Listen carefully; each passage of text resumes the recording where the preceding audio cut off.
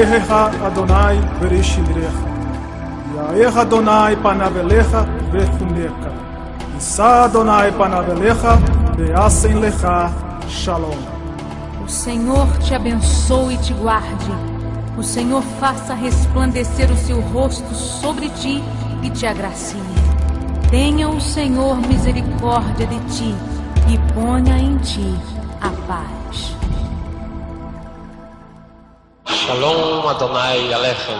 Quem vos fala, pastor missionário Youssef Herzog Brickman, presidente mundial da comunidade Beit Shalom. Posso relatar nesse momento a experiência que eu tive no dia 27 de abril de 1975. Experiência qual tocou profundamente na minha vida, profundamente na minha religião, profundamente na minha vida social em geral. Eu era uma pessoa que aos 10 anos de idade havia cruzado de América. Logo após passei por uma pobreza muito grande, mas pela misericórdia de Deus e o grande amor de Deus, Deus me deu uma posição social muito grande. Em 15 anos passei de mendigo para um industrial. Mas o plano de Deus na minha vida era outro totalmente diferente. Eu que era praticante ortodoxo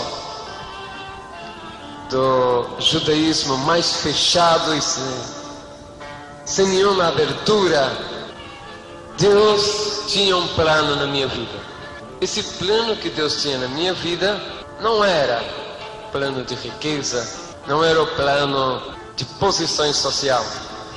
Deus me fez subir no auge da glória financeira, mas também Ele me fez descer no baixo para que eu conhecesse o outro propósito que Ele tinha na minha vida. Desde o meu nascimento, eu fui uma pessoa problemática, problema de saúde envolvia-me, o coração. Durante muitos anos eu tive problemas gravíssimos do coração. Quando eu estava em Buenos Aires, na Argentina, em 1960, era uma pessoa que não entendia o idioma latino, nem espanhol, nem português. Foi para mim muita dificuldade, muito problema. Consegui me adaptar à vida latina, à vida ocidental. Mas, como um bom judeu ortodoxo, eu tinha certeza que o Senhor estava comigo, que Deus era Deus de Israel, era Deus do universo, era o Deus que não desamparava, que o meu povo, o povo judeu, tinha um Deus, e que nesse Deus nós devíamos confiar as 24 horas do dia. O propósito de Deus na minha vida foi muito além do imaginável e compreensível. Uma pessoa com um problema terrível do coração, que teve inumeráveis infartos de coração, mas que sempre conseguiu ultrapassar os limites da tolerância e vencer a enfermidade, talvez a demasiada fé no Deus de Israel. 27 de abril de 1975. Estava caminho à faculdade onde iria fazer uma tese sobre sismologia, porque em 74 eu me formei engenheiro civil. Estava fazendo uma pós-graduação. Era às 18 horas de aquele dia, frio, um pouco chuvoso. A cidade de Buenos Aires estava nublada e já se fazia noite naquele inverno argentino do mês de abril. Cruzando a Avenida da Liberdade, uma avenida muito comprida, no meio daquela avenida eu senti o que sempre havia sentido durante os meus 25 anos de vida: problema no coração de novo.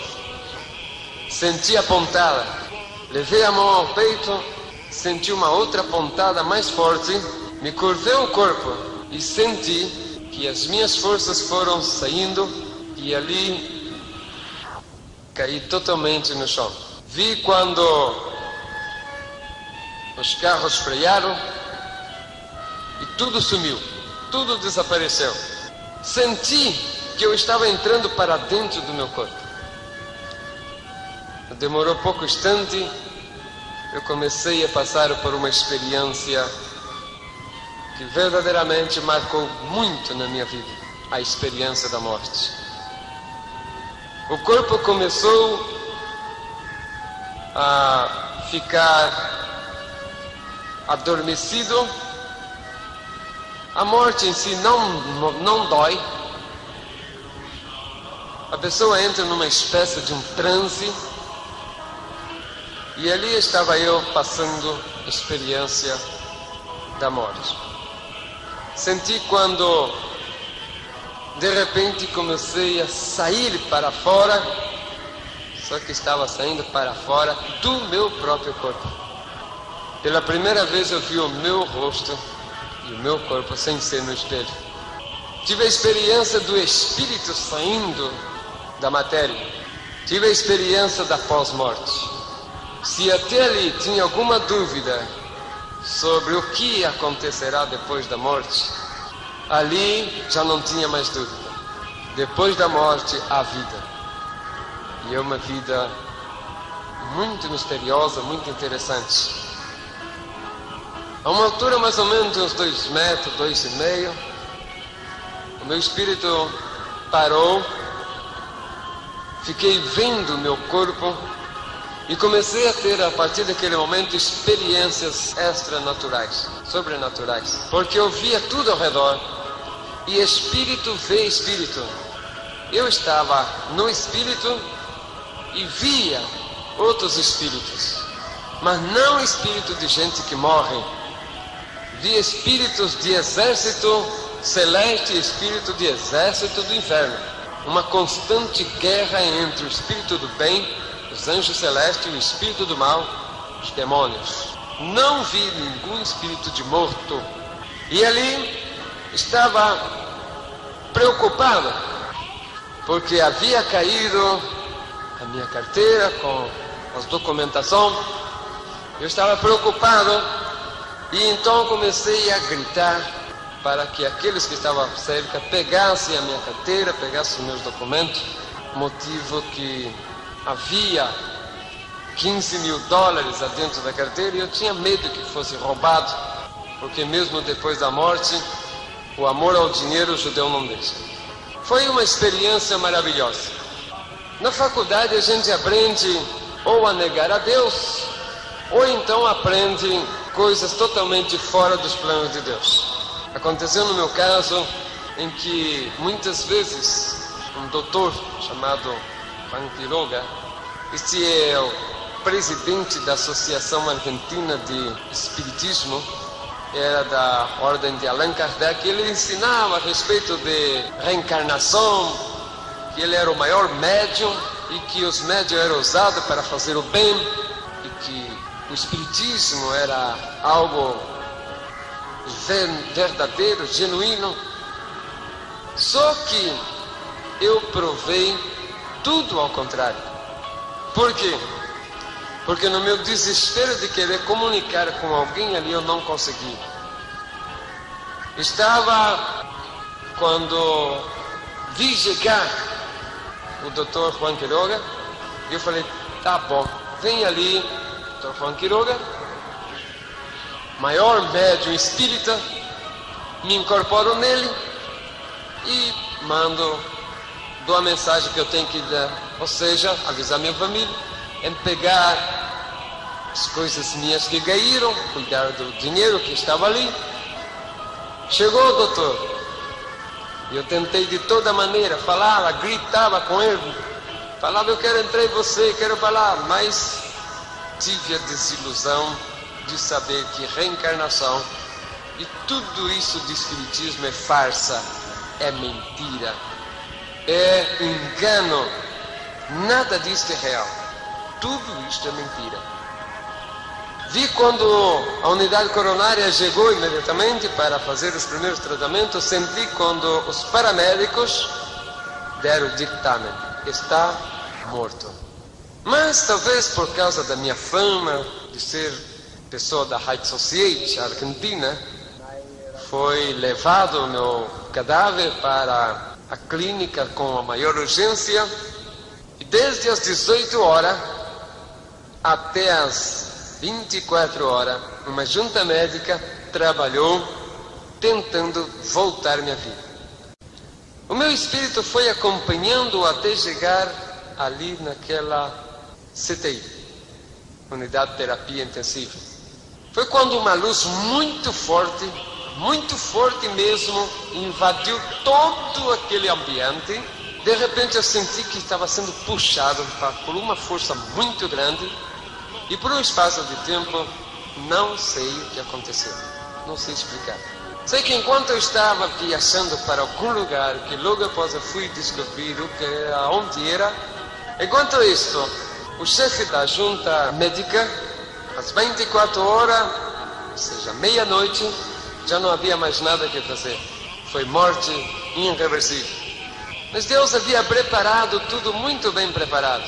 Primeiro, Deus preparou um médico, chefe daquela equipe, que conhecesse as costumes e tradições dos judeus ortodoxos. Chegando ao chefe do necrotério, falou: esse cadáver, prepara-lo e não precisa pôr na geleira. Leva para o necrotério, deixa-o ali, porque é cadáver de um judeu ortodoxo, e esse povo enterra os seus mortos antes de 7 horas depois de morto. Aproveitou ele para fazer o chamado aos meus povo para avisar que eu tinha morto indefectivamente. Mas aconteceu que Deus havia preparado muito bem tudo. Era nesse dia 27 de abril, dia de Erev Pesach. O dia 28 seria Pesach, ou seja, 2 dias santos judeus chamados Yom Tov. E nesses dias judeu não toca cadáver. Coincidentemente, o Pesach daquele dia 28 combinou com a Páscoa do dia 29, portanto, era feriado cristão. E durante 3 dias eu não fui enterrado, porque judeu não podia tocar cadáver durante o tempo das suas festas. E o 3º dia era feriado cristão, e cemitério judeu não é aberto nesse dia, porque quem trabalha são só gentios. Portanto, os judeus falaram: ele já está na geleira, vamos esperar passar o feriado, passar os dias santos, logo após nós fazemos o enterro. Ali ficou o meu cadáver, em um canto daquele necrotério. Um anjo do Senhor estava aguardando. Muitas pessoas perguntam: como pode ser que esse homem passou 70 horas morto, não apodreceu, e ninguém deu conta daquilo? Primeiro, fazia muito frio, como disse, abril na Argentina é tempo de inverno e faz frio. Fazia mais ou menos 5 graus, portanto deu para conservar o corpo.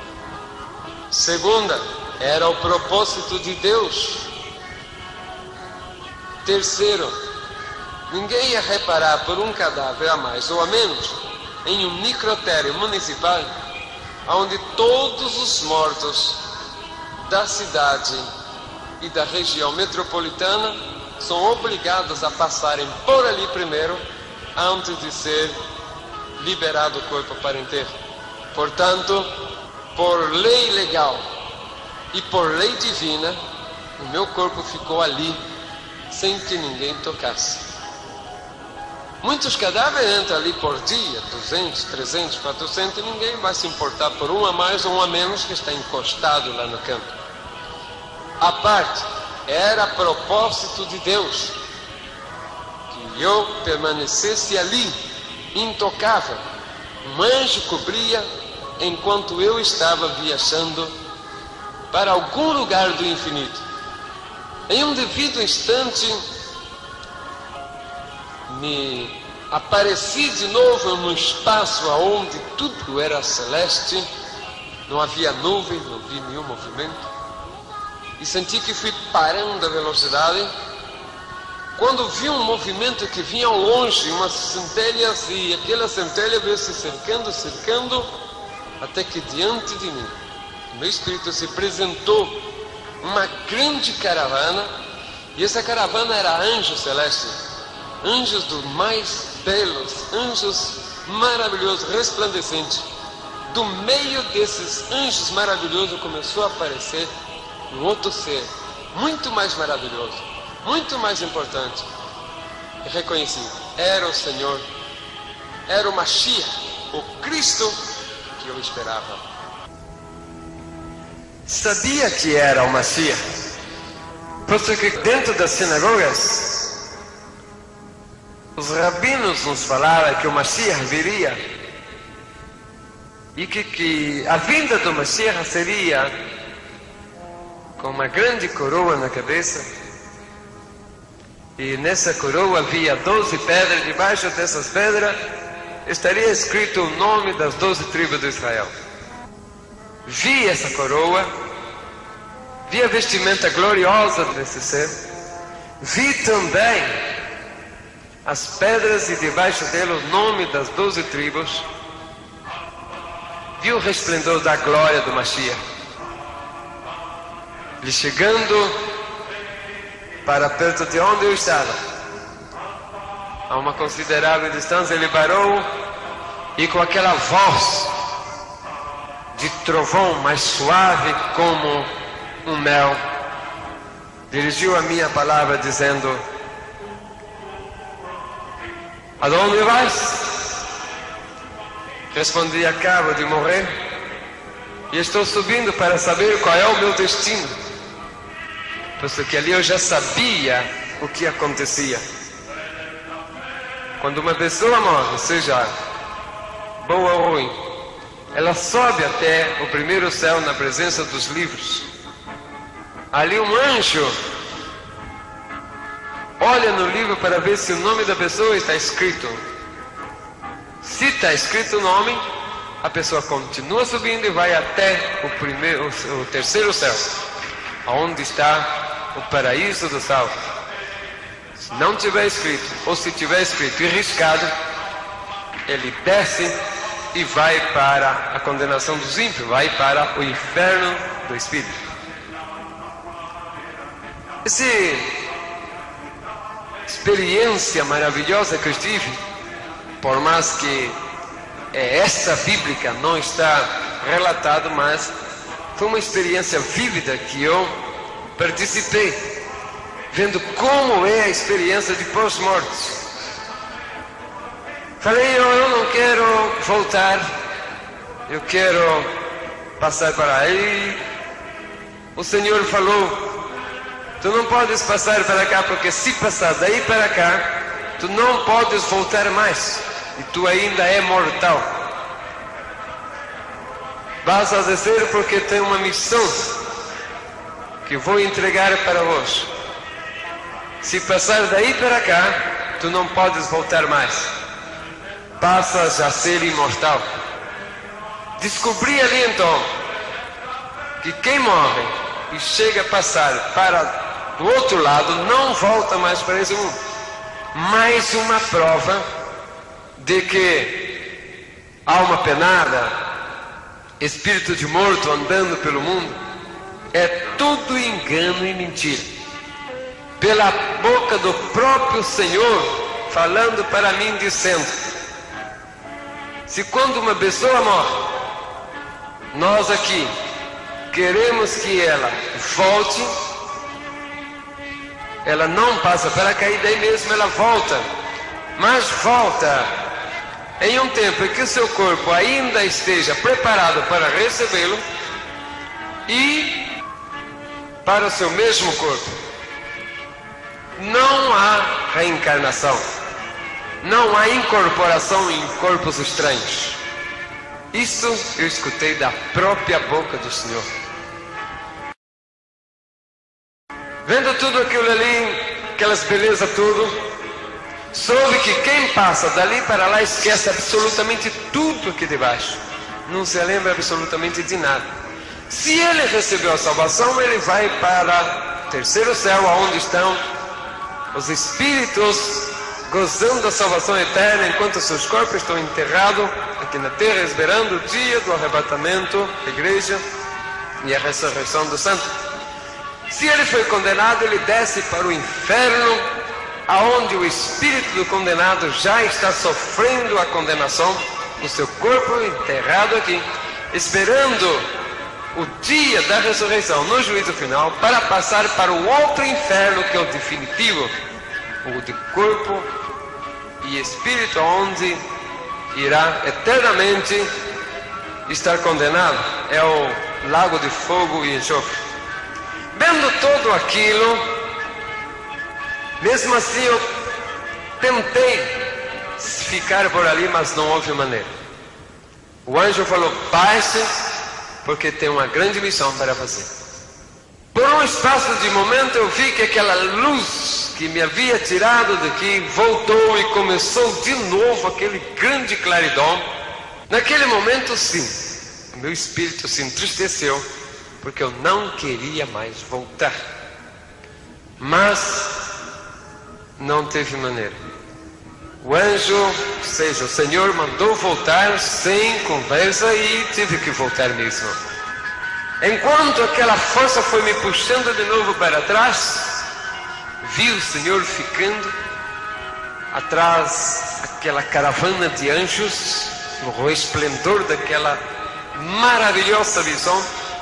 E de novo, por um espaço de tempo, não sei explicar o que aconteceu.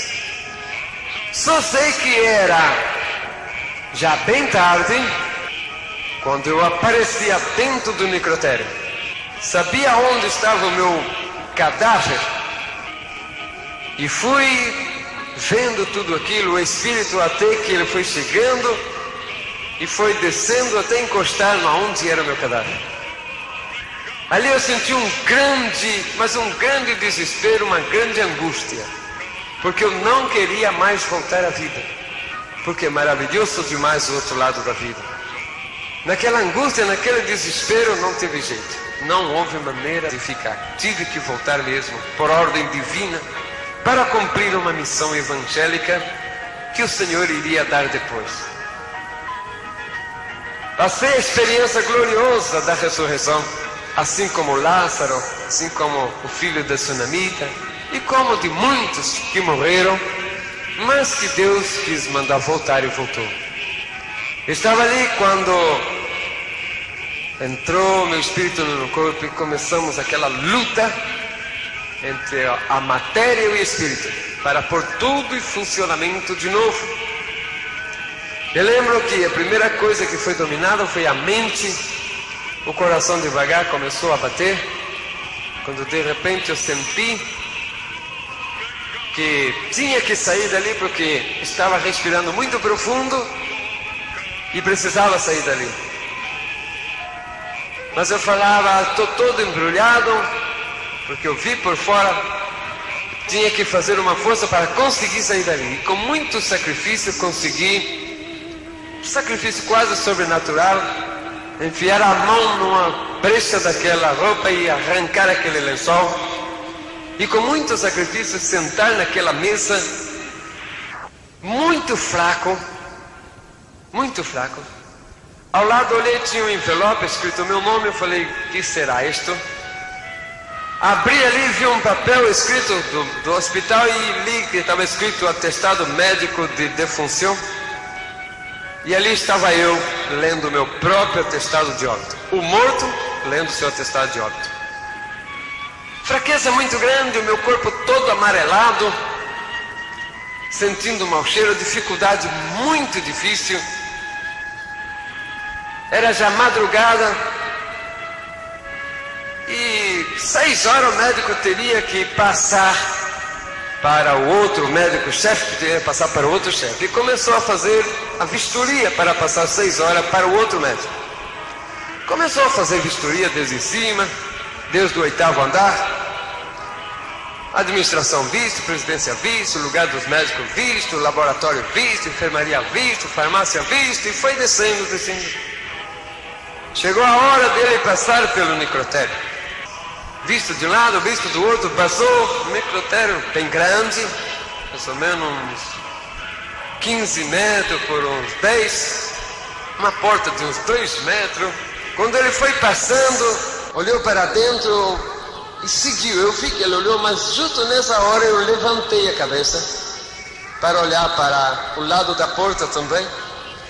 Ele passou direto. Eu falei, puxa vida, passou um médico aí, ou passou alguém, e eu não dei sinal.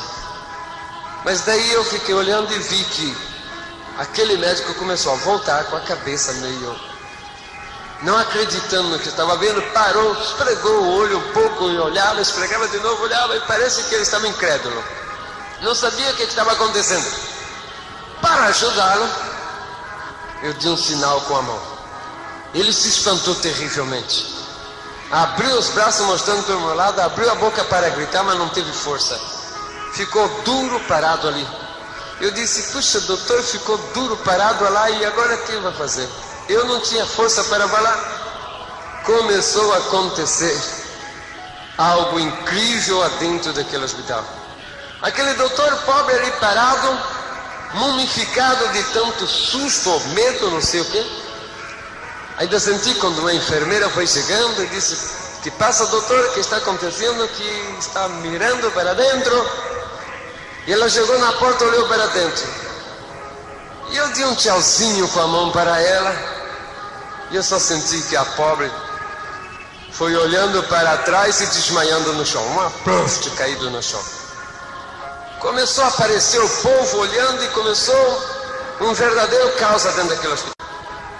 O povo saía dizendo, tem um morto lá no cemitério, tem um morto lá no necrotério, tem um morto no necrotério falando. Passou pelo consultório, havia muita gente, umas 300 ou 400 pessoas, conforme me contaram depois. Passando lá o enfermeiro, tem um morto lá no necrotério que está sentado lá conversando. Não ficou ninguém, saiu todo mundo, sumiu, se espantaram.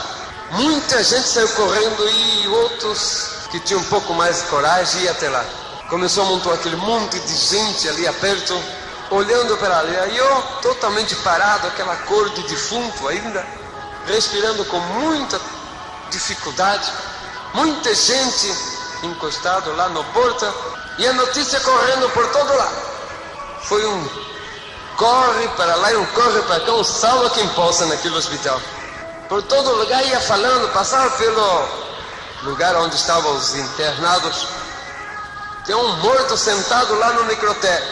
Até os que estavam internados levantavam da cama, muitos deles com o soro saíram, quero ir lá ver, quero ir lá ver. E foi amontoando, médico, enfermeiros, doentes, todo lá na porta. Mas ninguém tinha coragem de chegar até onde estava, ficava só lá longe na porta. O mais interessante que aconteceu é que todo mundo naquele espanto, naquele medo, lá pelo 7º andar tinha uma pessoa que estava paralítica, já há 1 ano e pouco, que tinha caído do andame, tinha ficado paralítico, estava em cadeira de roda. Chegou a notícia, tem um morto lá no necrotério, e que está falando, ele, isso é mentira, isso é boneco de cera, não acredita nisto. Eu vou lá ver. E desceu, ele teve mais coragem, porque foi descendo, foi devagarzinho, chegando até onde eu estava. Chegando lá, ele ria, aquela risadinha dele de não acreditar. O povo muito espantado, mas ele não acreditava. Alguns que estavam de longe também não acreditavam, mas não tinha coragem de chegar perto. Ele foi chegando perto, na cadeira de rodas, teve mais coragem. Começou a dar volta ao redor, umas 2 ou 3 voltas, e rindo, fizeram o boneco de cera tão bem feito.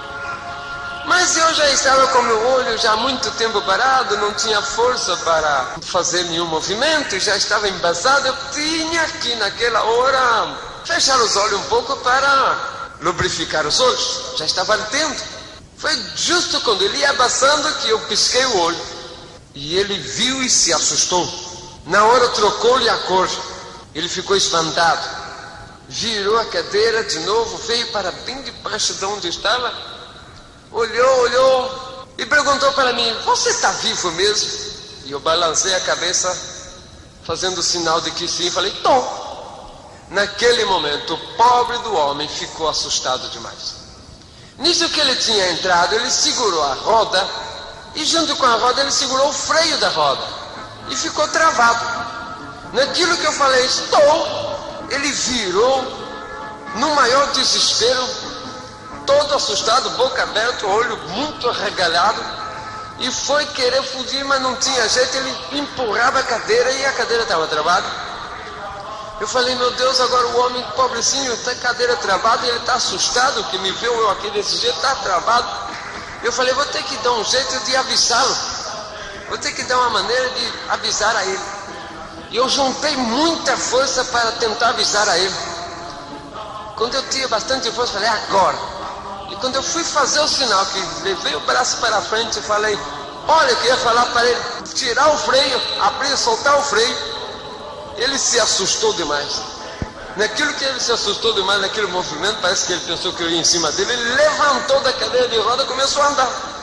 E eu falei, olha um paralítico andando, mas que coisa incrível, um paralítico andando. E eu, que havia sido ressuscitado da morte depois de tantas horas, estava ali espantado de ver um paralítico andando. Quando o paralítico levantou e começou a correr, o povo que estava na porta, bom, todo mundo então, não ficou ninguém. Alguns dizem, não, um morto ressuscitado, falando já é muito, ainda mais paralítico andando, isso aqui já é demais. Não ficou ninguém ali, sumiu tudo. Demorou bastante tempo para que começasse a aparecer alguém de novo por ali. E eu já estava muito debilitado, mas começou a aparecer fotógrafo, repórter de todos os jornais. Mas não demorou pouco tempo, eu caí em estado de coma de novo, enquanto o hospital era um só caos, uma só bagunça. Todo mundo desesperado, correndo de um lado para o outro, porque estava acontecendo algo incrível naquele hospital. Uma pessoa, depois de 70 horas, voltar a viver, os médicos não sabiam entender, estava uma confusão terrível. Mas ali estava um dos milagres mais maravilhosos que Deus fez na minha vida. Depois de quase 70 horas morto, o Senhor me deu vida de novo. Para provar que o aguilhão da morte perdeu efeito a partir do momento em que Cristo morreu na cruz do Calvário. A partir desse momento, o aguilhão da morte já não tem mais valor, porque todo o poder foi entregue ao Senhor nos céus e na terra. E ali eu tive a experiência gloriosa da morte.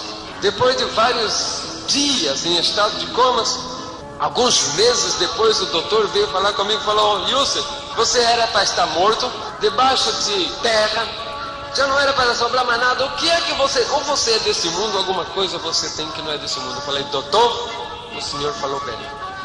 Eu sou desse mundo, mas tem algo que pertence a esse mundo e ao universo. Quem me voltou à vida não foi a ciência, porque o senhor falou que a ciência chegou até o máximo limite, mas não pôde. Mas enquanto a ciência estava lutando pela minha vida, o meu Deus, o Deus dos meus pais, o Deus do universo, o Deus do qual eu sirvo, estava ali ao lado esperando, para quando a ciência terminar o seu limite, entrar o grande poder do meu Deus. E com o grande poder do meu Deus, ele conseguir definitivamente anular o aguilhão da morte. O aguilhão da morte que veio, que me tocou, que me levou, que durante 70 horas ela teve a mim no seu domínio. Mas o que o aguilhão da morte não soube é que sobre ela há um outro poder superior. O poder do grande Adonai, do grande Deus do universo. Baruch Atah Adonai. Este é o meu Deus. Se antes eu tinha convicção da vinda do Mashiach, como todo judeu, principalmente ortodoxo, a grande expectativa dele é a respeito da vinda do Mashiach, ou seja, o Messias, o Cristo. E esta esperança viva no coração de todo judeu, principalmente ortodoxo como eu, fazia eu viver todos os dias na minha vida na esperança eminente da vinda de Mashiach, o Cristo. Eu não vivia um minuto da minha vida fora da esperança Me lembro que no meu tempo de judaísmo, ao Yom Shabbat, ou seja, ao sábado, eu me dedicava a fazer Arachamã com o meu sagrado Sidur, o Talit e o Solidel. Eu buscava um lugar na minha casa, especialmente voltado para o lado de Jerusalém, e ali fazia o meu jejum e fazia as preces de Arachamã. O interessante nesse ritual de Arachamã é que o judeu ortodoxo, depois de cobrir-se a cabeça com o talit, uma espécie de véu de oração, depois de amarrar no seu punho os tefilim e pôr na sua cabeça os tefláquios, se faz a oração de Arachamã, que disse: posso, misericordioso Deus, Rei do Universo, fazer vir imediatamente o Mashiach para libertar o povo de Israel, para dar paz, tranquilidade. O povo de Israel precisa, eu preciso, como um judeu, da presença do Mashiach, o Cristo. E ali nós batíamos com a cabeça na parede, alguns batem suavemente, quase que simbólico, e dependendo do grau de até fanatismo, pode-se dizer, ou de fé, como no meu caso, por exemplo, que a minha fé era tão grande que chegava a ser fanático. Eu não me conformava em fazer menção de que ia golpear a cabeça, mas sim, batia 2, 3, 4, 5 vezes, alguma vez até sair sangue.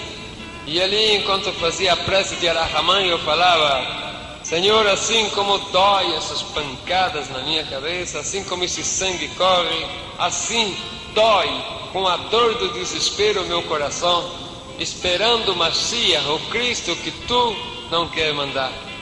E ali nós fazíamos o Arachamã. O interessante é que jejum e esse sacrifício, implorando a Deus para mandar o Mashiach. E o mais importante é que eu chorava na esperança de Cristo.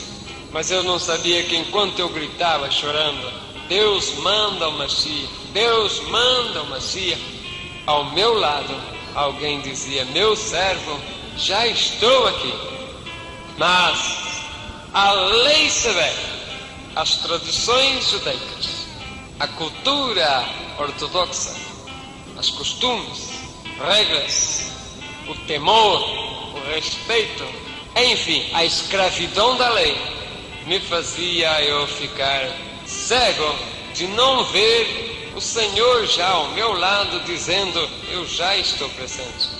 Me fazia surdo até o ponto de não ouvir a voz do meu Messias, do meu Cristo dizer: servo, já estou aqui a teu lado.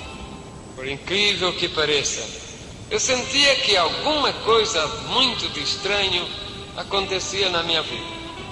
Fui a descobrir depois que era o próprio anjo do Senhor que tentava quebrar a barreira, tentava quebrar a resistência que havia na minha vida judaica ortodoxa. Como judeu ortodoxo, eu era um bom praticante, fiel em todos os rituais, fiel em todas as festas, fiéis ao meu Rebbe, fiel a tudo quanto diz respeito à cultura, tradição do meu povo. O Mashiach é a esperança de todo o povo judeu. Ele tem certeza que ele virá e que não vai demorar. Aconteceu nos dias de 78, 3 anos depois da minha morte e voltar à vida, conheci aqui hoje a minha esposa, Sara Kathleen Carlos, Sara Britman, uma jovem que, como eu também, totalmente órfã de parentes. Ela ainda era muito jovencinha, contava com 13 anos, ainda incompleto, quando nos casamos. 2 judeus ortodoxos, ela ultra-ortodoxa, ou seja, muito mais severa do que eu. Foi um amor fulminante. Como nós éramos da descendência judaica, entramos para os rituais que a força da lei exige, nos casamos. Fomos de lua de mel, visitamos vários países. Na volta, nós passamos, depois de 6 meses de viagem, estávamos de regresso para Buenos Aires, onde nós moramos até o dia de hoje. Quando, passando por Brasil, nós resolvemos ficar numa cidade litorânea de Santa Catarina, chamada Camboriú, onde nós éramos sócios de um hotel. E eu disse para minha esposa: vou passar para o Brasil, vou dar uma chegada no hotel, mas não vou me demonstrar que sou um dos proprietários para ver se não estou sendo enganado, se estão cuidando direitinho dos meus negócios. Resolvemos ficar ali naquele hotel. Separei um apartamento normal, paguei a diária normais, sem me identificar. E como bom judeu, perseverante e cumpridor, eu buscava sempre seguir o ritualismo judaico ortodoxo. Quando nós saímos da Europa, na volta para cá, recebemos notícia dentro do avião de que teríamos que tomar cuidado quando chegasse em América, principalmente Argentina, porque havia uma onda antissemita, ou seja, terroristas que buscavam matar judeus. Nós estávamos um pouco preocupados porque quando tivemos a nossa passagem por Paris, tivemos a experiência macabra de ver o cemitério judaico sendo sacrilegiado, sendo profanado. Tivemos a oportunidade também de ver colégios de crianças judeus sendo bombardeados. Então nós estávamos um pouco preocupados. Mas, com tudo isso, com todo o alerta que a polícia judaica, ou seja, os agentes judaicos nos falavam, nós não preocupávamos muito. Primeiro porque aqui no Brasil não havia uma onda antissemita. E segundo porque por onde nós estávamos pouco importava ao povo. Mas mesmo assim, eu não usava roupa característica que seria facilmente reconhecido. Mas mesmo assim, às noites, eu e a minha esposa, que tínhamos desde o primeiro momento de casado a costume de subir ao monte, como todo judeu tem, e orar em cima das montanhas. E ali fui eu também.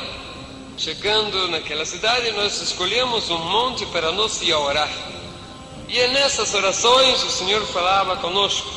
Enquanto isto, no hotel havia um porteiro que ele sempre buscava conversação conosco, mas como nós judeus não gostamos de conversa com gentil, buscávamos sempre nos livrar deste homem. E ele falava que era pastor. E eu falava: pastor de quê? O que você cuida? Que cavalo? Cuida ovelha? O que você cuida? Ele falava: eu cuido de ovelhas de Deus. Eu não entendia muito, mas até que ele falou que ele cuidava de igreja, descobri que ele era um pastor evangélico. Ele sempre andava atrás, sempre perseguia, de um lado ou de outro, tentando falar. Mas como nós, judeus ortodoxos, não gostamos absolutamente que nos fala de nenhuma religião, e que a palavra Jesus Cristo para nós era como blasfêmia. Cada vez que eu ouvia falar da palavra Jesus Cristo, eu saía correndo para tomar banho, porque tinha medo que talvez o hálito da palavra que saiu da boca de quem pronunciou essa palavra poderia tocar no meu corpo e eu ficar contaminado com deuses estranhos. A palavra Jesus Cristo para um judeu é a mesma coisa de uma grande blasfêmia. E não era menos para mim, um judeu ortodoxo muito perseverante na lei. Mas aconteceu, um dia eu estava fazendo Kiddush Levaná, um ritual de santificação da lua nova. Quando no alto da montanha, ou seja, atrás da hotel tinha uma pedra, eu estava ali, arriba daquela pedra, fazendo meu Kiddush Levaná com a minha esposa. A lua estava brilhante, o porteiro tinha visto, mas ele não sabia o que era, pensava que era algum movimento raro. e subiu até lá. Quando ele viu, falou: mas só um casal de judeu fazendo orações, que maravilha! Naquele momento fiquei com muito ódio. Minha esposa também falou: vamos ter que descer porque o nosso Kiddush Levaná não presta mais. Esse gentil ensujou tudo aqui, não serve mais. Porque quando nós estamos fazendo qualquer prece judaica que um gentil fala ou passa por perto, praticamente ficou sem efeito, foi contaminado. Descendo dali, nós chegamos em casa, no nosso apartamento, subimos e fomos a descansar, com um pouco de raiva porque nós ia fazer o nosso Kiddush Levaná, mas não teve jeito. Era uma noite de Yom Shabbat, ou seja, de sábado. Durante esta noite, eu senti que alguma coisa rara estava acontecendo, porque eu estava bem inquieto, não tinha vontade de dormir, mas fomos a dormir. Quando foi bem alta hora da noite, eu senti que alguma coisa mexeu, que alguma coisa me tocou. Pensei que era minha esposa, mas eu acendi a luz e olhei para o lado onde ela estava, e ela estava dormindo sossegadamente. Como o judeu ortodoxo, as mulheres dormem separadas. A cama são duas camas de solteiro, uma de um lado, outra do outro, mesmo quarto, mas a mulher de um lado, o homem do outro, em cama separada. E eu vi que ela estava dormindo sossegada. Falei: alguma coisa, não sei, deve ser que ter tocado alguma coisa aí, algum bicho. Voltei a dormir, mas não demorou pouco instante, de novo eu senti que alguma coisa estava me tocando. Nós havíamos dormido com luz apagada, porta fechada, janela toda trancada, quando de repente eu senti que novamente algo me tocou e eu me levantei. Quando eu me despertei, que eu levantei, o quarto onde eu estava, que era todo iluminado, ficou totalmente iluminado, e ali se apresentou um ser celeste.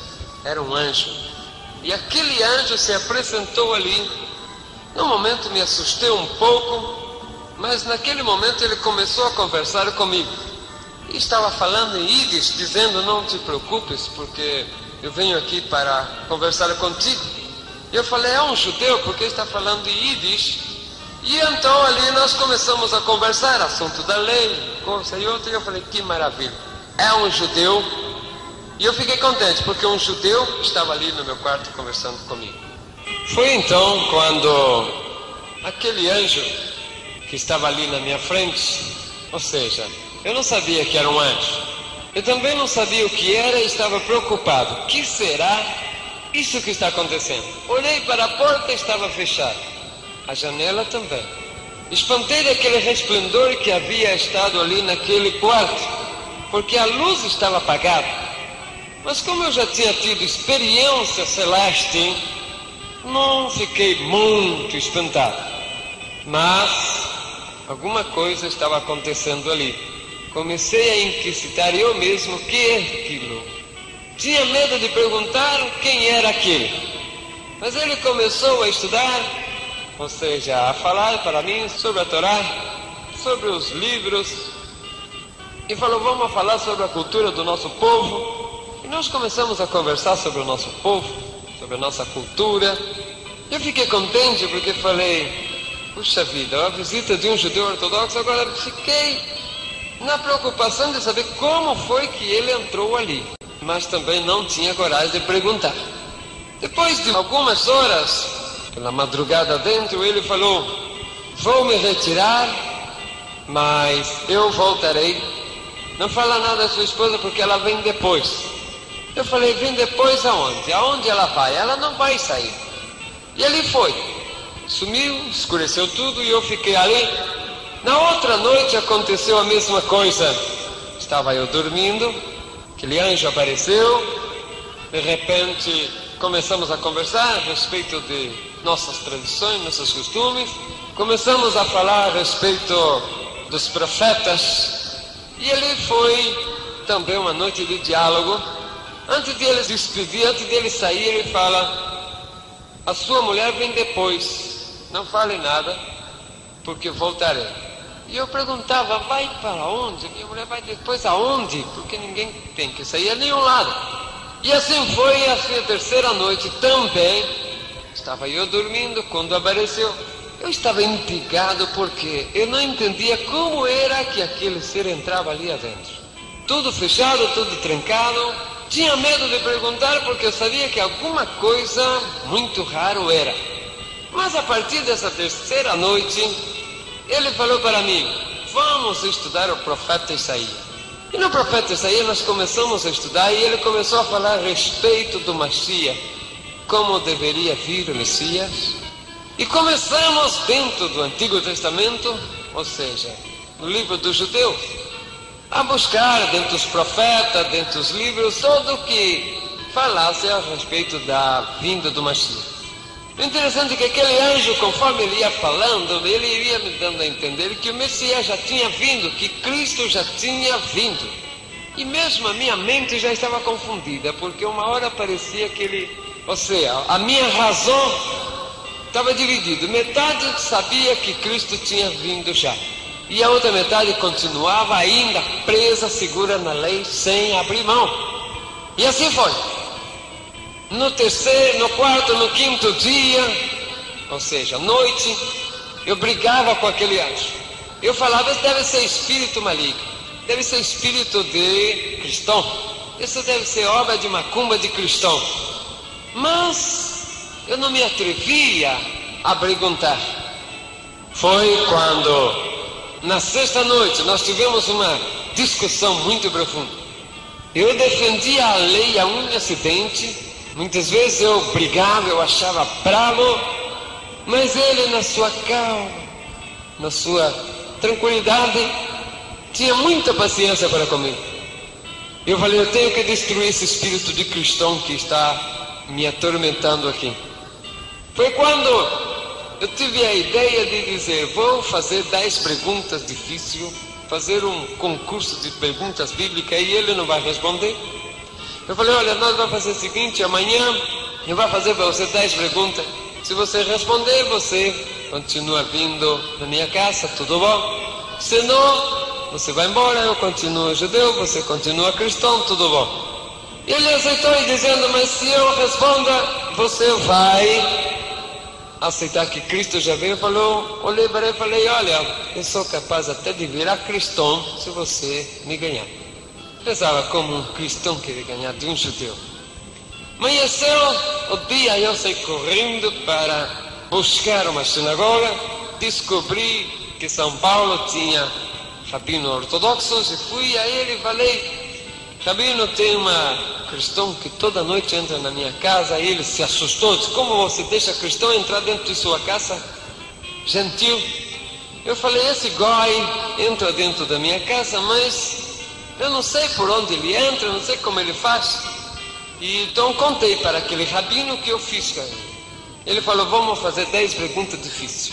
E ali o rabino formou 10 perguntas. E ele falou: olha, se é aquele povo cristão comum, esse não tem problema. Esse que fuma, bebe, esse não tem problema porque esse não sabe por nada. Agora há um problema. Se for de uns cristãos fanáticos que andam a Bíblia abaixo do braço, esses são perigosos. Esse povo sabe demais. Mas ali eu falei: deve ser desses. Mas as 10 perguntas é: se ele responde sim, ele perde. Se ele responde não, ele também perde. Saí correndo de novo, volta para casa, pegar avião, volta para casa. Quando chega, foi dormir. Chegou a hora, já estava lá, Deus esperando, acordei, o anjo já estava lá. Eu falei: está aqui, vai fazer 10 perguntas, você responde, se não responde, você vai embora. Lava a casa com creolina, purifica, casa que entrou goi. E aí então, você continua cristão, eu judeu, tudo bom. Primeira pergunta foi a seguinte: se você Messias, será sumo sacerdote? Porque se ele respondesse não, ele ia perder, porque o Messias é sumo sacerdote. Se ele respondesse sim, ele também iria perder, porque eu iria provar para ele que o tal de Jesus Cristo não pertenceu à tribo de Levíticos. Mas na mesma hora ele me respondeu, fazendo pergunta, dizendo: acaso, no meio de todos os sumos sacerdotes, todos foram da tribo de Levi? Na mesma hora, a minha alegria de ganhar aquele gentil se acabou, porque Melquisedeque ninguém sabe de que tribo é e não pertence aos levíticos. E conclusão, eu que estava na esperança de ganhar de 10 saceros daquele anjo, perdi de 10 saceros para ele. Fiquei morrendo de raiva, e pior, que havia prometido para ele que se ele ganhasse eu virava cristão, e palavra do judeu tem que ser sim, sim, não, não. E eu chorei de amargura e de raiva, e quando ele terminou, ele falou comigo: a partir de hoje, Yosef, tu nunca mais será o mesmo. Eu falei: por que não vai ser eu mesmo? Vai continuar sendo o mesmo. Eu falei: você me ganhou, tá bom, você me ganhou. Aí ele foi saindo, já desaparecendo pela parede. Eu falei: tudo bem, você me ganhou, mas quem é você? Me responde, quem é você? Naquela hora ele falou com aquela voz, indo-se para o infinito: eu sou aqui. E antes dele desapareceu, escureceu tudo de novo, e apareceu uma mão na parede, e nessa mão começou a aparecer uma ferida, e eu vi sair 3 gotas grandes de sangue. Eu falei: não, esse cristão, a parte de me bagunçar a minha cabeça, todo dia ainda suja esse tapete com sangue, eu vou ter que lavar e pagar a limpeza de tapete. Desapareceu aquilo, fui, acendeu a luz. Quando eu fui para lá, não vi nenhum sinal de sangue ali. Falei: alguma coisa muito rara acontece, e eu estremeci o corpo todo, fiquei com muito medo, mas voltei, paguei luz para ir dormir. Quando eu vou apagar a luz, eu olho para cima, eu vejo as 3 gotas de sangue, e que veio para o meu lado, e uma voz que falou comigo assim: seja agora lavado no sangue do Cordeiro. E eu senti que naquela hora, aquelas 3 gotas de sangue caíram em mim, eu senti aquele gosto inclusive de sangue na boca, estremeci o corpo todo dia, porque eu fiquei com muito medo, muito abalado, e fui a dormir.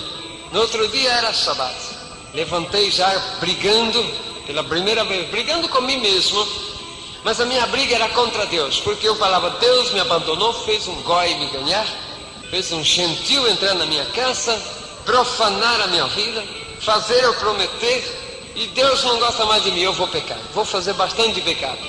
E dia sábado, muitos pecados se pode fazer: andar mais do que 1430 metros, acender fogo, e várias coisas que não é lícito fazer dia sábado.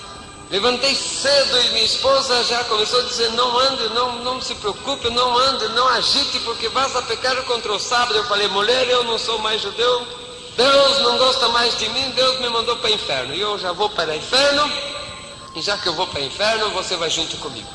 Não vai deixar você, porque naquela hora eu estava me lembrando que todo judeu que negava a Deus era amaldiçoado, era excomungado com a maldição do Monte Ebal. E eu sabia que todos os meus vizinhos, minha família, animal, mulher, tudo estaria naquele momento amaldiçoado, anatemizado, excomungado. Eu falei: Deus não gosta mais de mim, Deus me jogou fora. E foi ali que eu comecei a andar. Chegou a noite, naquela noite de sábado, eu comecei a andar, a esposa chorava. Entramos em uma estradinha muito escura, e uma estradinha sem saída, quando de repente eu vi no meio da estrada ali um movimento. Eu falei: deve ser boteco, vou entrar, tomar cachaça, tomar uma cerveja, pecar mais bastante. E mulher entra, tu vai entrar também, assim nós vai 2 para o inferno. Quando eu entro, que eu vi mulher sentada de um lado, homem sentado de outro, que olha para a frente, quem estava lá? Era o porteiro, era o pastor. Eu falei: igreja de cristão, deixa eu sair daqui. Falei: não vou sair daqui não, mas melhor do que pecado de tomar cachaça é prostituir contra Deus, é adorar outro Deus, e vou sentar aqui. Falei: agora a esposa entra, fica prostituída de pecado de adorar outro Deus também, nós vai para o inferno, todos 2 juntos. E ele entrou, e eu sentei de um lado, ela sentou de outro, e o pastor falou: o casal de judeu veio na igreja, e fez a igreja, vamos receber, seja bem-vindo, em nome de Jesus. Eu falei: quem tem esse nome, tá? Deixa vai embora com essa porcaria. E ele ficou, e ele falava do tal de Jesus. A pregação daquela noite foi: vinde a mim, vós que estáis cansados e oprimidos, e eu vos libertarei. E ele começou a falar que Jesus era rei de Israel, que Jesus era o salvador da humanidade, que Jesus era o rei dos judeus. E eu comecei a ficar com raiva, e eu falei: eu vou bater nesse pastor. Se ele não parar de falar que esse Jesus é rei de judeu, eu vou bater nele. E aquilo foi ficando com raiva. Eu ficava com raiva. Cada vez que ele falava, mais ódio me dava dele, porque ele falava desse tal de Jesus. Eu falei, olha, esse homem vai, eu vou bater nesse homem, eu vou quebrar ele a pau. Quando ele falou a pregação, no final ele falou, agora eu vou fazer apelo. Quando ele falou, vou fazer apelo, eu pensei que ele estava apelando para a briga. Eu falei, ele está apelando para a briga, ignorante, agora eu vou arrebentar ele a pau. E deixa ele provocar uma vez mais, eu vou bater nele. E ele falou, agora para fazer o apelo eu vou convidar, vou ler a palavra. E disse assim, eu sou o caminho, a verdade e a vida, e ninguém vai ao Pai senão por mim. E esse é Jesus Cristo, ninguém vai ao Pai se não é por Jesus Cristo. Falei, agora basta, agora eu vou arrebentar ele, vou quebrar ele, ele vai para o hospital, se não matar. E levantei, na hora que eu levantei, ele falou, o judeu aceitou Jesus. Eu falei, que aceitou Jesus nada, eu vou te quebrar a pau agora.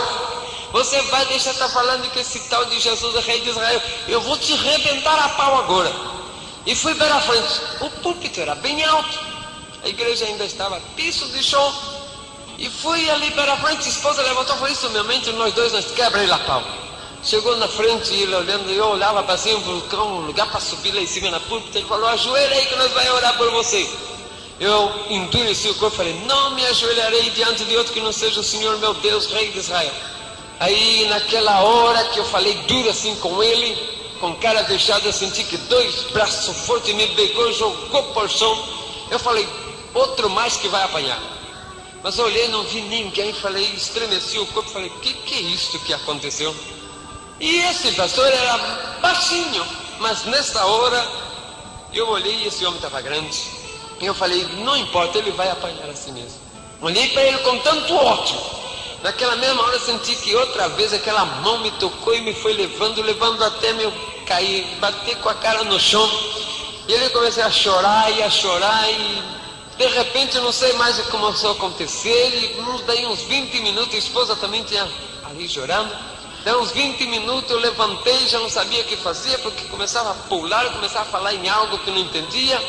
Por fim eu cheguei e falei para ele, ei porteiro, vem. Que é isso? Eu falo vários idiomas, não sei o que está acontecendo, não consigo me segurar, falo uma coisa que não entendo. Ele falou, igreja, o judeu acabou de aceitar Jesus, já foi batizado com o Espírito Santo. Eu falei, batismo do Espírito Santo, o que é isto? Ele falou, vem sobre todos aqueles que recebem Jesus, é o batismo do Espírito Santo. E ali foi uma maravilha, porque começou aquele movimento, e eu estava... batismo no Espírito Santo. Eu começava a pular e começava a glorificar e eu não sabia o que era aquilo, não conseguia me sustentar, me segurar. A esposa ficou assustada. Nós fomos embora para casa, no meio do caminho, junto com os irmãos, e falando de línguas, e também não tinha jeito de me segurar. Dentro de ônibus, falando de língua, não conseguia me sustentar, me segurar. Chega em casa, nós ficou parados, descansando um pouco, não tinha jeito, de repente começava de novo a falar língua, esposa assustada, que é isso? Eu falei, não sei, coisa de cristão, batismo no Espírito Santo que chegou e me pega, todo momento batismo no Espírito Santo me pega, não sei o que passa e que me segura. Fomos dormir, mas não tinha jeito, daí de hora em hora, de novo batismo no Espírito Santo. Falei, a mulher batismo no Espírito Santo está pegando de novo. Está pegando de novo e eu não estou aguentando, e já levantava falando em línguas e aquilo já não me segurava mais.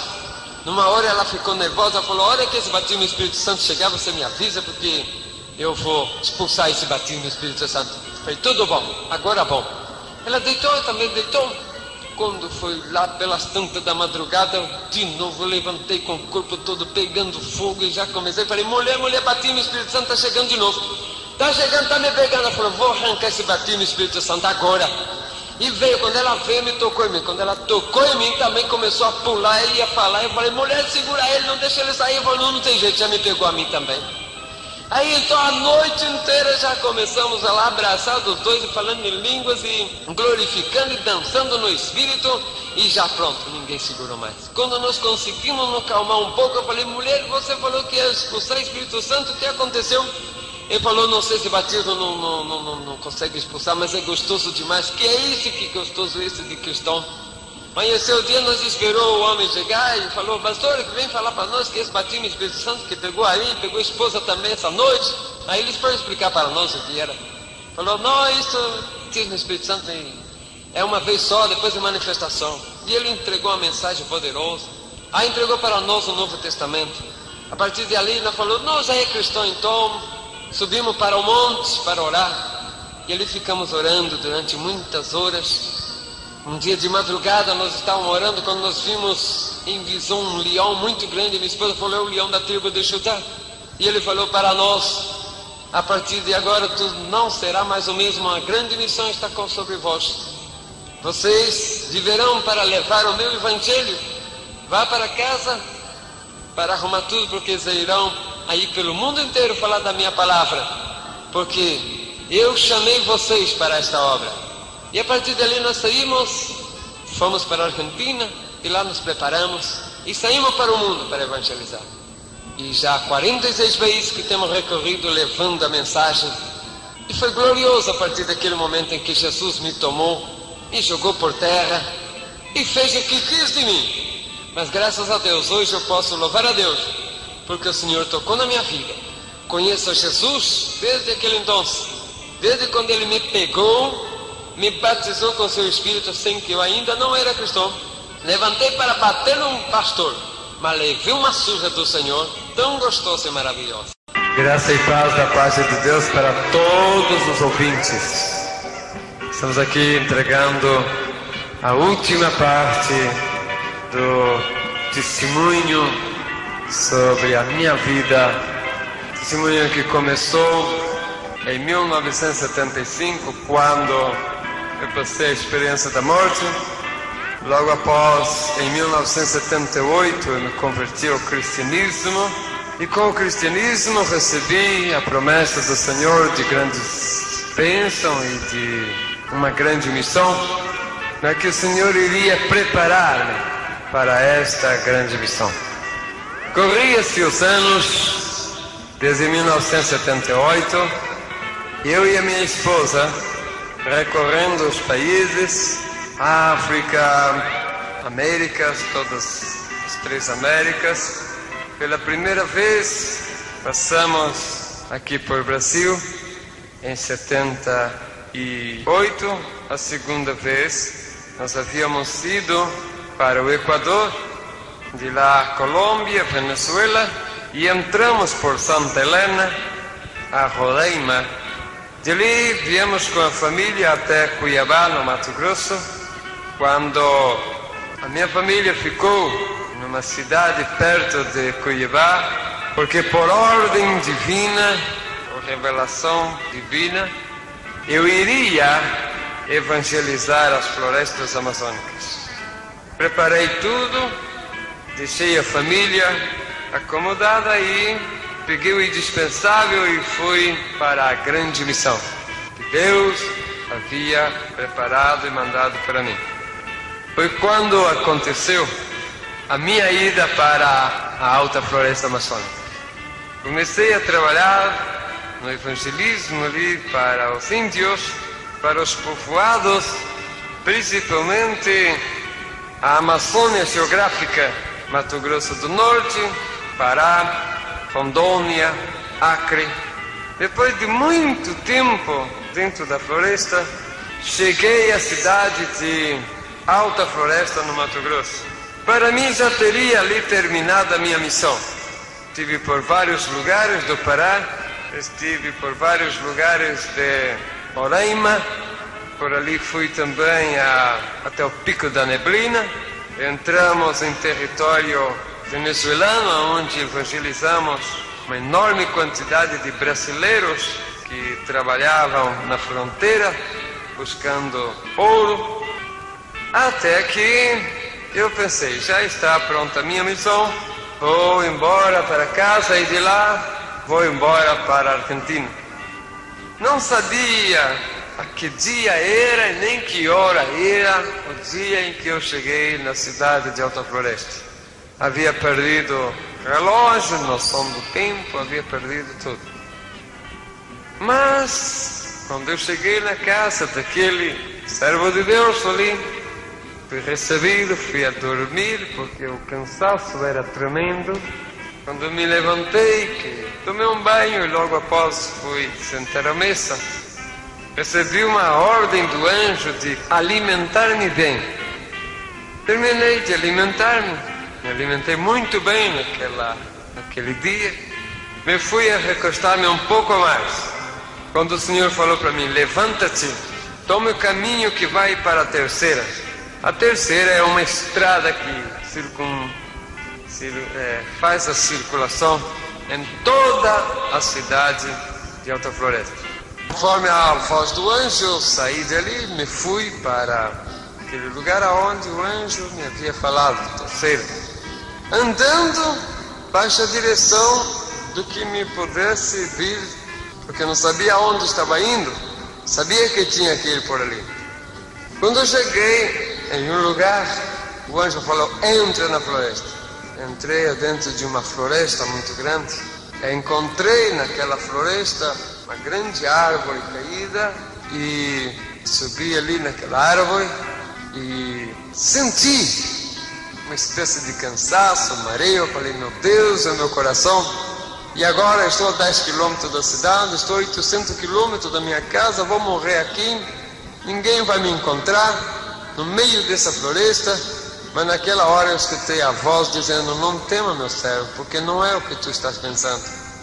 Trouxe-vos até aqui para fazer uma viagem, enquanto estarás o teu corpo aqui a dormir, guardado por o anjo. Tu irás comigo visitar lugares aonde pouquíssimo tiveram o privilégio de ver maravilha maior, porque foste escolhido para ver essas coisas. O anjo falou: depois que você voltar, verdadeiramente você vai precisar de um coração novo, porque não vai resistir depois de ver o que tenho a mostrar-te. Mandou fechar o olho. Quando eu fechei os olhos, eu vi uma visão, uma mão vindo para o meu lado, e naquela mão havia um coração. E ele disse: receba um coração novo, para que quando voltes, resista o que vas a ver. E ali então eu senti que um coração novo entrou, porque eu senti a força de um coração novo.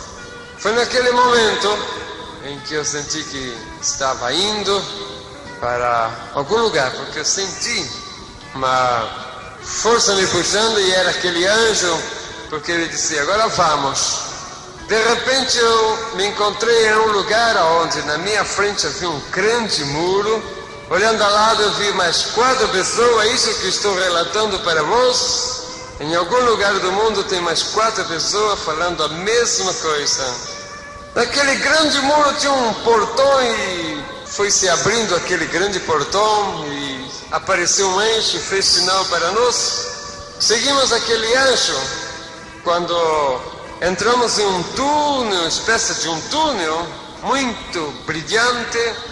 Ao terminar de passar aquele túnel, nós estamos numa altura, e olhando para baixo nós vimos uma cidade imensamente grande. Não tinha fim essa cidade, nem para um lado nem para o outro ela tinha fim. Olhando para trás, não vimos mais o muro, e tampouco não vimos mais o portão. Ali estávamos nós em espírito arrebatado. Tínhamos a forma do corpo, havíamos recebido um corpo, parece que um corpo energizado, umas vestimentas celestes. Eu não havia morrido. Muitas pessoas falam: ele morreu 2 vezes. Não, dessa vez o meu corpo estava dormindo, não estava morto, estava dormindo, enquanto o meu espírito, com um corpo energizado, estava vendo e recorrendo esses lugares. Fomos descendo, e o anjo à frente, nós fomos descendo até que os nossos pés, do nosso corpo energizado, encostou sobre as ruas daquela cidade.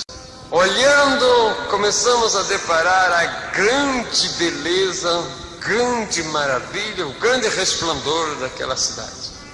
As ruas lisinhas e brilhantes, a cor dourada, e falei: é totalmente de ouro. O anjo falou: ruas de ouro é a cidade de Deus Altíssimo. Ali naquela cidade era maravilhosa. Não havia casas comuns, não havia prédios, não havia fábrica, nem comércios, nem barracos. Somente mansões, imensas mansões, feitas em pedras preciosas, no meio de jardins de belíssimas flores. A beleza daquilo é indescritível, não tem como explicar a beleza de tudo aquilo. Era maravilha demais. Me maravilhava de ver o esplendor tão grande daquela cidade. Eu estava tão maravilhado com o esplendor daquela cidade quando o anjo falou: estás pensando na luminosidade da cidade? Eu falei: sim, não vejo sol, não vejo nenhum luminar. Ele falou: porque esta cidade é iluminada pelo Cordeiro de Deus. A glória do Cordeiro de Deus é que ilumina essa cidade. E ali nós fomos andando, vimos rio com água cristalina e a cidade toda prontinha, mas sem habitantes. Só a cidade ali prontinha. De repente começamos a entrar em uns jardins e no meio daqueles jardins nós começamos a ver seres celestes. Anjos andavam no meio daqueles jardins. Ao longe nós visitamos um grandiosíssimo palácio, mas imensamente grande, maior do que algumas cidades. Suas 12 torres muito grandes subiam assim nas alturas. E cada vez que íamos acercando para aquele palácio, mais era um movimento de seres celestes, de anjos, até que chegamos adentro daquele palácio. O movimento ali era muito grande. A beleza é indescritível. O luxo é indescritível. Não tem como explicar para você, meu ouvinte, a beleza de tudo aquilo ali. Olhando aquelas maravilhas, nós vimos ali anjos, uma enorme quantidade de anjos. Vimos ali a organização tão maravilhosa. A primeira organização de anjos que nós vimos, anjos que descia e aparecia ali, e o anjo falou: esses anjos são os mensageiros de levar as bênçãos para as igrejas. E o anjo nos ensinou, nos explicou qual era o trabalho daqueles anjos. Ele disse: quando lá embaixo, no mundo, um pastor ou um dirigente abre o trabalho, nesse momento sai daqui os anjos mensageiros para aquela igreja e entram dentro da igreja, vê qual é o problema, qual é a dificuldade, qual é a enfermidade que tem todos ali. E ali ele sobe até as celestiais mansões de Deus, pega a solução do problema. Enquanto ele está subindo, outro anjo já está ali dentro. Durante um culto, centenas e centenas de anjos entram e saem dentro do culto, buscando benefícios para o povo que está dentro do culto. Vimos aquela maravilha quando nós seguimos e entramos em um grandiosíssimo salão. A beleza é indescritível. Um grande livro estava ali, ao lado tinha um anjo, de um lado tinha uma grande orquestra, do outro lado um grande coral. De repente chegou um anjo e com um nome escrito em um grande rolo, abrindo estava escrito o nome. De repente aquele anjo que estava sentado ao lado do livro levantou, e o anjo que estava conosco disse: presta atenção, porque está escrito em todos os idiomas do mundo. E nos idiomas que eu sei ler estava escrito naquele livro. Quando os anjos foram abrir, estava escrito: grande livro da vida. Ele foi aberto aquele livro. Vi quando aquele anjo molhou alguma coisa como se fosse para escrever num líquido vermelho. Quando começou a escrever ali em cima o nome, conforme ele ia escrevendo, a tinta que era vermelha ia transformando-se em ouro. E o nome que era escrito ali não era o mesmo nome que o anjo trouxe, era outro. E nós descobrimos que o nosso nome é outro no céu. De repente parou-se e começou uma grande festa no céu. Os anjos começaram a alegrar-se, raios e trovões por todos os lados se ouviam, relâmpagos, as estrelas corriam de um lado para outro. O coral e a orquestra celeste começou a tocar, e o anjo falou: vamos ter que parar, porque no céu agora é festa. Eu perguntei: por que é festa? Ele disse: porque alguém lá embaixo levantou a mão e aceitou ao Jesus como único Salvador. E toda vez que alguém levanta a mão e aceita Jesus como único Salvador, o seu nome é escrito no livro da vida, e os céus param para festejar uma vida que se converteu ao Senhor. E ali a festa foi grande, o movimento era grande, os anjos festejavam, Os seres celestes festejavam, o universo festejava, uma alma que se converteu a Jesus aqui embaixo. Continuamos naquela visita celeste, visitando o palácio do reino da glória. Passamos por um lugar onde havia uma mesa posta, belíssimos manjares havia sobre aquela mesa. O anjo falou: está pronta o banquete das bodas do Cordeiro. Passamos por ali, vimos aquelas belezas. Logo após entramos em um lugar onde parecia era o gabinete daquele anjo. Ele disse: foram trazidos até aqui em cima para vocês saberem de alguma coisa, porque tem sido aberrante o que tem acontecido no mundo em relação ao Senhor. Muitas organizações negando a Deus, muitas igrejas levando heresia para o povo, igrejas negando a existência de inferno, igrejas totalmente desvirtuadas, levando o povo ao engano. E não somente isso, como também organizações filosóficas, teosóficas, enganando tremendamente o povo, e o caos cada vez tremendo. Portanto, trouxemos-vos até aqui para saber de algumas coisas para vocês testemunhar lá embaixo. Disse para nós: o primeiro que tem tido muito sucesso, o diabo, é justamente a negação da existência do inferno. Vocês vão ir acompanhado com uma caravana de anjos até o inferno, vão ver como é lá e presta atenção em tudo. E ali, com uma caravana de anjos, nós descemos. Entramos em uma treva horrorosa, muito feio, monstros horripilantes passavam por nós. Mas o interessante é que no meio de tudo isso nós olhávamos e brilhava todo ao nosso redor, e esse brilho saía de nós. O anjo que estava conosco falou: se espantam do brilho que são, ou não sabeis que vós sois as luzes do mundo? Descobrimos que verdadeiramente nós brilhamos, nós somos a luz das trevas. Depois de aquele espaço de tempo, chegamos a um lugar onde uma força invisível não permitia avançar mais. O anjo falou: daqui para lá vocês não podem passar, porque vocês ainda são mortais. Se passar para lá, não volta mais. Mais uma vez eu comprovei a mentira mundana a respeito de espírito de morto que anda por aqui e de reencarnação. Não existe. Isto é tudo invenção e falsidade. Mas estávamos ali, quando nós olhamos, vimos um lugar horripilante, horroroso. Havia uma enorme multidão ali que sofria horrorosamente. Víamos o semblante horripilante daqueles povos ali. E o anjo falou, muito triste: esses são os espíritos daqueles que morreram, seus corpos estão enterrados lá em cima na terra. Os seus nomes não foram escritos no livro da vida, não foi encontrado escrito ali, portanto receberam a condenação e estão aqui. Este é o inferno espiritual. Daqui eles sairão para receber os seus corpos no dia do juízo final, para passar para o inferno de lago de fogo e enxofre, aonde serão atormentados eternamente. Esses perderam a salvação. Mas nós começamos a ouvir uns gritos muito mais horripilantes, e o anjo falou: vamos até lá, porque se sofrem milhares de vezes mais do que esse. Começamos a ver uma multidão enorme de seres que sofriam muito mais horripilante do que aqueles que nós vimos para trás.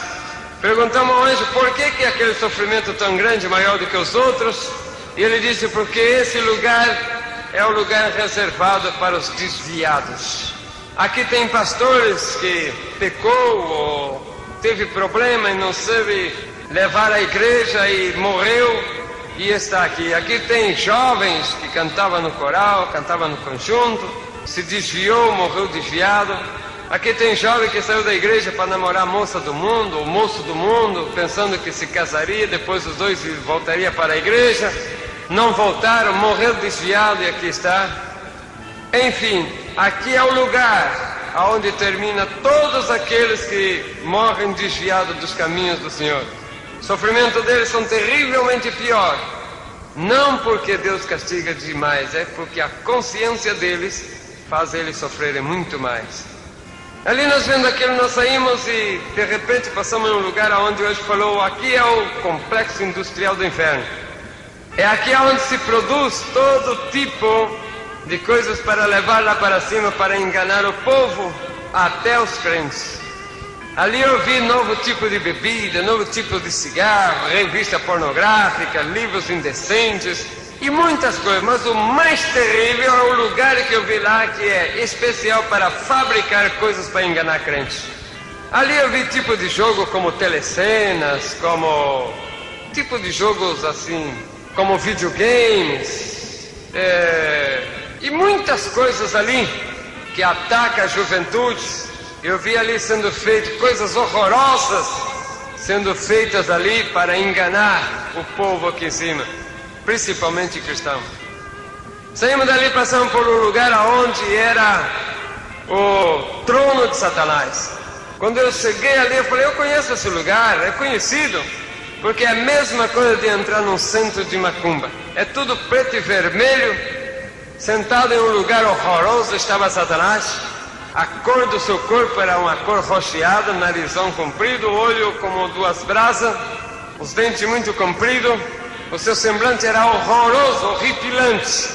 A sua vestimenta era preta e vermelha.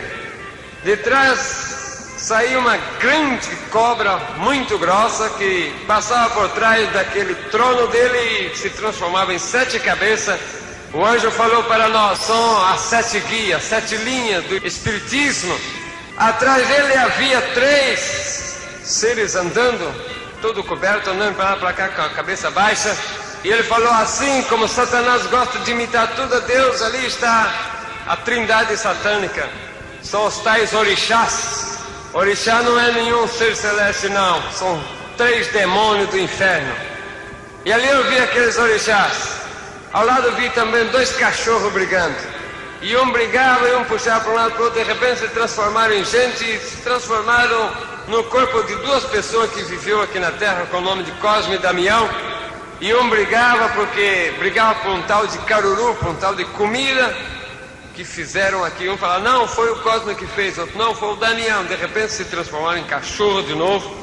Portanto, não são 2 santos, são 2 cachorros que moram no inferno e que vivem comendo as comidas que fazem para eles. Os demônios existem e eles comem tudo aquilo que os cavalos, que os adoradores deles fazem aqui. Nós vimos aquelas coisas horrorosas, nós vemos o demônio, os pombagira, vários tipos de pombagira, inclusive pombagira gay, que leva o jovem para a prostituição masculina, e muitas coisas horrorosas e horripilantes nós vimos ali. Nós vimos o demônio do banheiro. Demônio de banheiro é aqueles que, quando começa um culto, ele vai lá para dentro do banheiro e de lá fica chamando quem está dentro da igreja. Fica chamando por fulano, fica chamando por outro. E a pessoa está dentro da igreja, dá vontade de ir no banheiro. Talvez não tenha costume, talvez passa até dias sem ir no banheiro. Chega dentro da igreja, aquela maldita costume de ir para a igreja. É um demônio que está lá no banheiro chamando. Tem um demônio que é encarregado em fazer namoricos atrás de igreja. Jovem que vai para a igreja, fica atrás da igreja, fica lá da igreja, na frente, em namorico, em conversa. E muito tipo de demônios eu via lá. Demônio que come finanças. Saímos dali, depois de ver tudo aquilo, saímos e muitas outras coisas vimos que não dá tempo, porque foi muita coisa que nós vimos. Na nossa vida nós passamos por um lugar onde o anjo falou que aquele era o 3º céu. E ali nós vimos um paraíso. Vimos ali um povo muito bem vestido, muito alegre, louvando e glorificando a Deus de todo instante e momento. Falei, e que esse povo que só ele falou, isso aqui estão os espíritos daqueles que morreram, seu nome for escrito no livro da vida. Estavam ali, portanto eram salvos. Seus corpos estão lá na terra e eles estão aqui já gozando da vida eterna. São os santos do Senhor que no dia do Senhor irão ressuscitar e vir para a glória junto com os arrebatados. E nós vimos ali que maravilha é a vida daquele que passou para o Senhor. Descobrimos também que aqueles ali não têm mais contato com o mundo. Portanto, é mentira que espírito de bom ou de ruim volta para o mundo.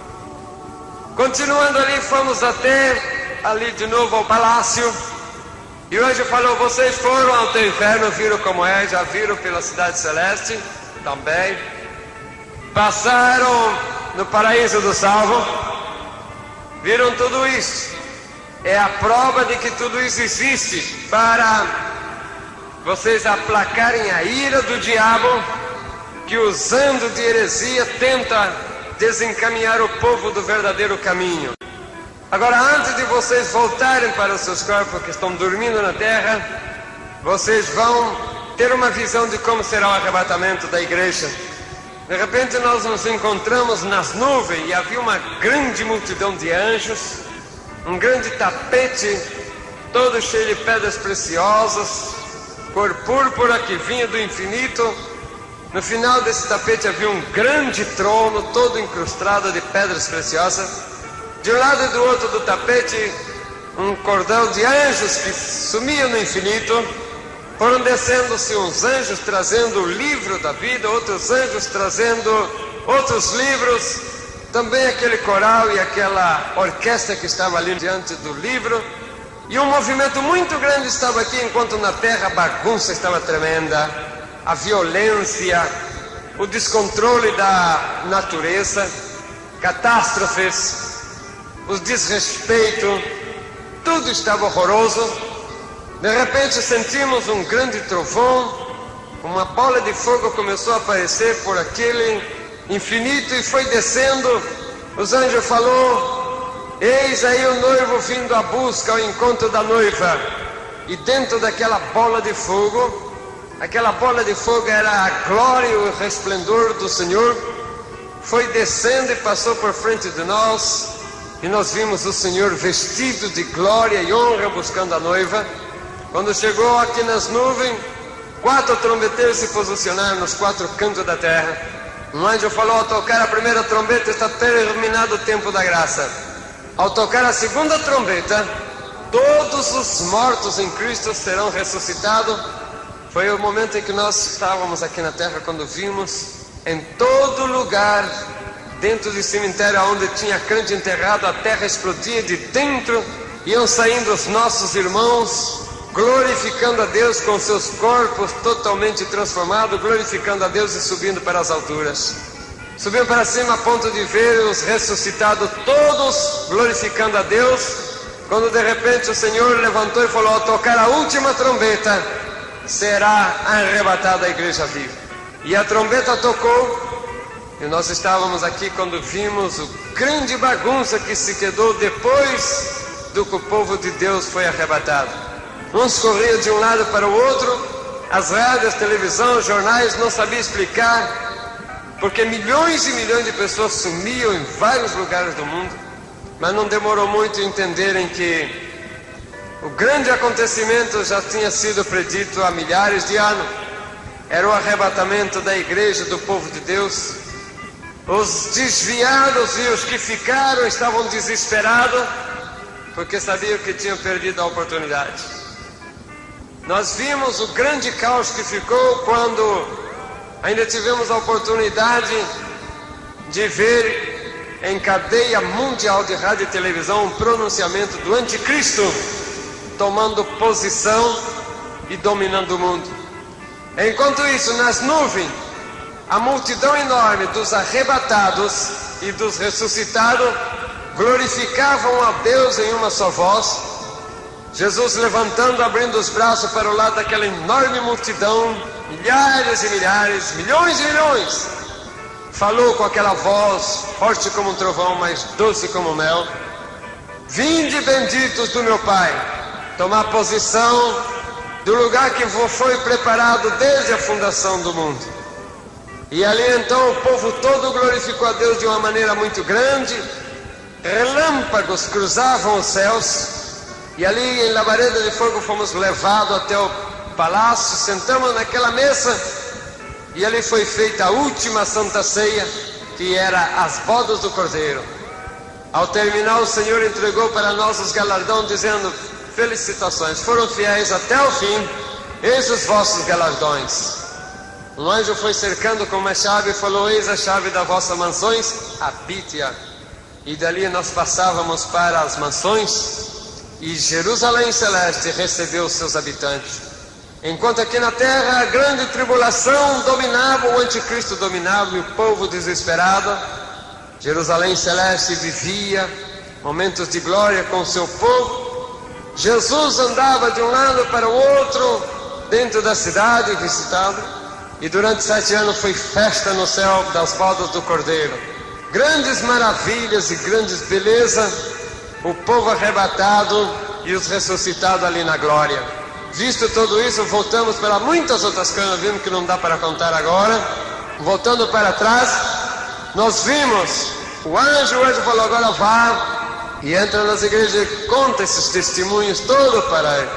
Antes ele falou, o anjo falou: olha para o relógio. Nós olhamos, vimos um grande relógio e nele um ponteiro, só tinha o número 12, faltava 1 minuto para as 12. E o anjo falou: vai e fala que falta 1 minuto para que isto seja acontecido. Mas antes, olha, nós olhamos e vimos um grande trono, onde estava sentado Deus Pai, do lado direito Jesus e o Espírito Santo que estava ao lado na sua manifestação e poder. Uma grande nuvem cobriu o rosto do Pai. O anjo falou que ninguém poderia ver, mas de dentro daquela nuvem saiu uma mão, e debaixo daquela mão uma outra mão. E o anjo com voz triste falou: presta atenção naquela mão que está segurando a outra mão, porque a mão de cima é a mão de Deus que tinha levantado para autorizar o arrebatamento da igreja, mas a de baixo é do Senhor Jesus. E nós vimos quando Jesus falou: Pai, misericórdia te peço, ainda não, dá um tempo para que possa vir o desviado e aquele que eu ainda tenho que trazer para o meu aprisco. E olhando para os olhos de Cristo, de um lado chorava lágrima comum por aqueles que ainda não ouviram a palavra, mas do outro lado chorava lágrimas de sangue. E aquelas lágrimas de sangue era pelo desviado, era por aqueles que ouviam a palavra, mas não queriam obedecer.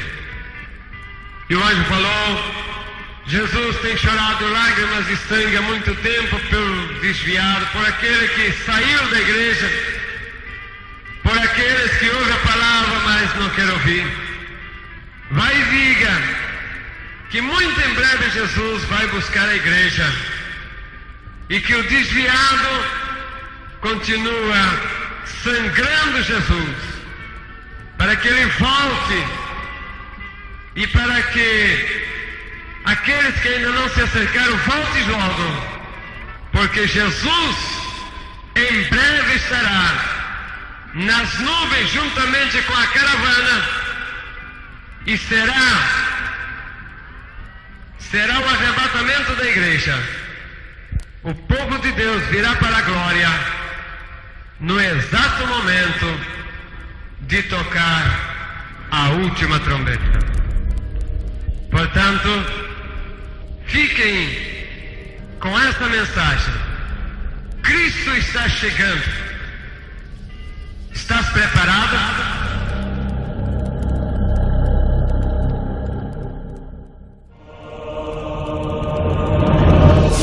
Meu filhinho desapareceu. Na maternidade desapareceram todas as crianças recém-nascidas. Centenas de milhares de desaparecidos. Que é isto, meu Deus? E a catástrofe se manifestou exatamente na mesma hora em todo o mundo.